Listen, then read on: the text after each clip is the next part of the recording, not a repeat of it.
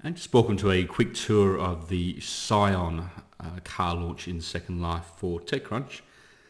Just here, I'm actually in the Scion car room at the moment now. If I'm pronouncing that wrong, Scion or Scion or however it's pronounced, it's because they actually sell the car outside of the United States. But I'll take you for a quick tour of what you can actually see here in the showroom.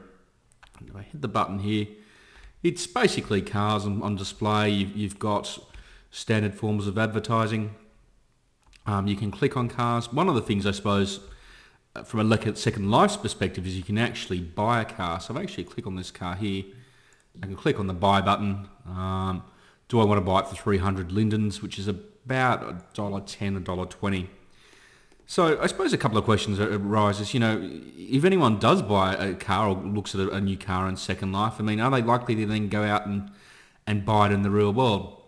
Well, looking at this, I mean, it's obviously a youth-oriented market in terms of what the car's trying to achieve. It's certainly a boxy car for anything I've ever seen created by a Toyota. Yeah, cutting edge, maybe trendy, perhaps, but I'll show you what you can do. And this is another sample. I mean, if you're going to a car yard, you would normally get a test drive. So what I've actually done is I've already bought a Scion car, and I'll just drag it onto the road here. So there pops up my little red car. I'm going to click on ride. As you can see, it's probably not a good sign. And I'll scroll around here. The car obviously isn't made for big people because quite clearly I don't fit in it. So we go back here and take it for a test drive. Stuck against a wall, that's not a good sign. This is probably the place where I really should come along in the movie and sort of insert the theme song from Outrun or Test Drive or one of those old classic computer games. If I was buying a car, the first thing I suppose I would say is it handles like complete and utter shit. Just pardon the French. It doesn't handle well. Whoops, I'm in America, other side of the road.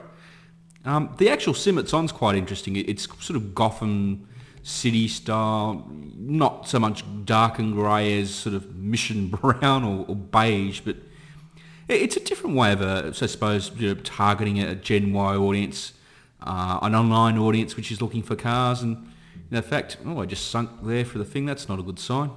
You can drive around. This sim's actually quite extensive.